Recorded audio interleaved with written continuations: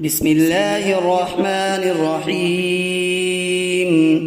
ألف لام ميم. ذلك الكتاب لا ريب فيه هدى للمتقين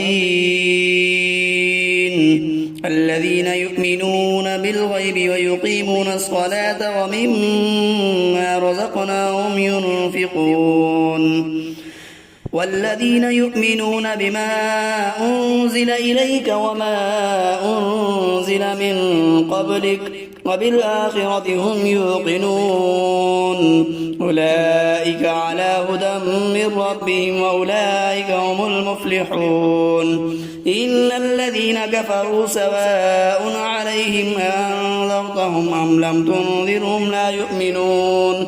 ختم الله على قلوبهم وعلى سمعهم وعلى أبصارهم غشاوة